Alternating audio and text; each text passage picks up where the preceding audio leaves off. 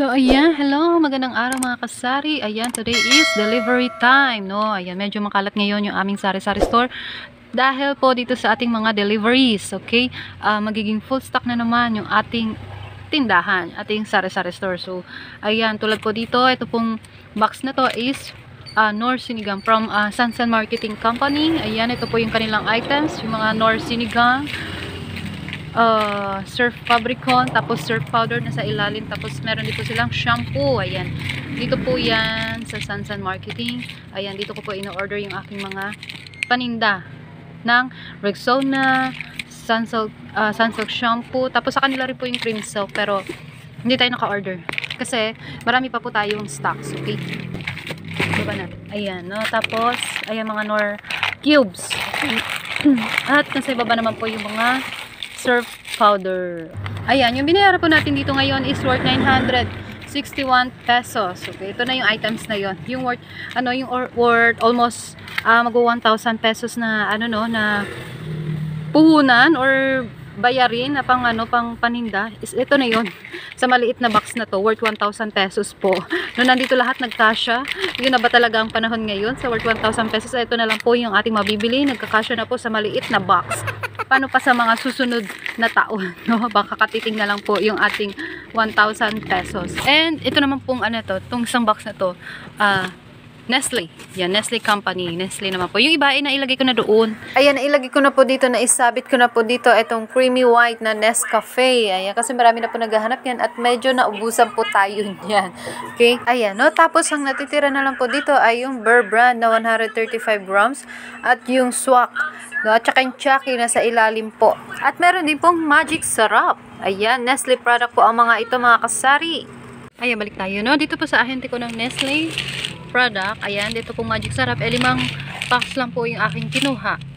Okay, 5 packs lang kasi may nakita po ako sa grocery. Late ko na po kasi na-check sa grocery. Nakapag-order na po ako sa Nestle cream bago ko pa nakita sa grocery. Ayan, sa grocery po kasi mas mura dahil meron pa po itong points, no? So, yung points po na yun is mapupunta sa ating Grow Points. And then yung Grow Points po, pwede po natin magamit yun as pan-load. Okay, so maraming talaga. Dahil po doon, sulit po talaga ako sa grocery. Okay, so ayan, ito po yung ating grocery ngayon. Ito yung deliveries. Ayan, sa grocery naman po is 4,958 naman yung ating na-order. Ayan, yung ating grocery deliveries. Meron pa doon itong. So, ayan, no, sa grocery na rin po natin to kinuha, in order. Ito pong double light. Emperador double light na 1 liter. Okay, so ayan, meron po tayong 6 na peraso. Ayan, at ito nga po yung ating na-order na Magic Sarap mula sa grocery. Okay. Marami po tayong na-order dito. So, 24 po na packs yung ating kinuha sa grocery na Magic Sarap. Okay. Kaya, mas pinili ko po na mas maraming kunin na Magic Sarap sa grocery kasi meron po itong points. Okay. May 9.12 po ito na points, no? So, ang price po niya is 76 pesos per pack. And then, meron siyang 9.12 na Grow Coins. So, i-minus na lang po natin yon. So, magiging 67. So, at least 67 po yung magiging puhunan natin dito sa Magic Sarap na isang pack. Okay? At yung Grow Coins po na yun nga po, pwede po siyang maipang-load kasi papasok po ito sa ating Grow Coins. At pwede po natin itong gamiting pang-load. Okay? So, yan, kitang-kita po tayo dito sa Magic Sarap. Bukod doon, ano po ito? Fast moving items po dito po sa aking sari-sari store. Okay, so kaya 5 piraso lang po yung in-order ko dito sa Nestle kasi ayan, nakita natin na mas mura po sa grocery. Ayan, ganyan po ako mag-compare ng price sa bawat item sa ahente versus sa grocery versus sa bayan. Ayan yung mga presyo na tinitingnan natin, 'di ba? Syempre, kung saan tayo mas makakamura, mas makakalis, doon po tayo kumukuha. Okay?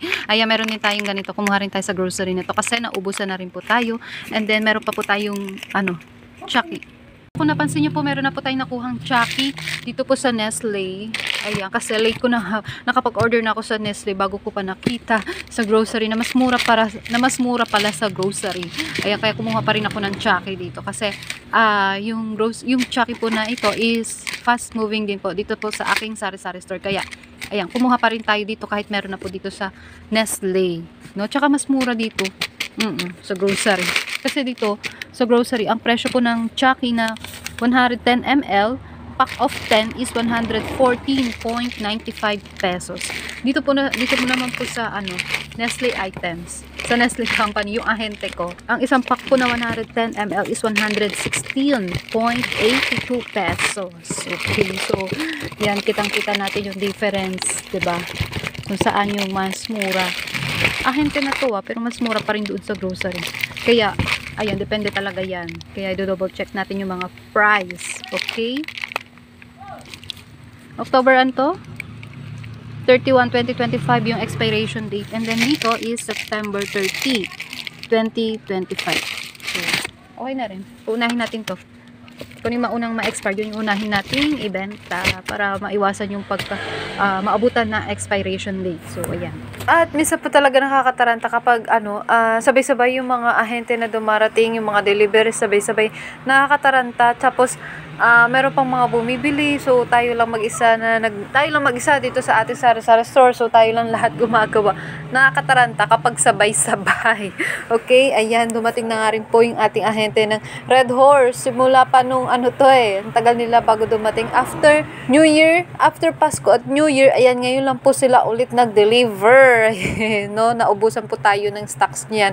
So kumuha na lang po tayo sa mga wholesaler habang nauubusan po tayo ng stock. So at least meron pa rin po tayong papagkukunan ng stocks, no? At ang binayaran ko po rito sa Red Horse is 8,743 pesos. So kasama na po dito yung deposit ng mga bote.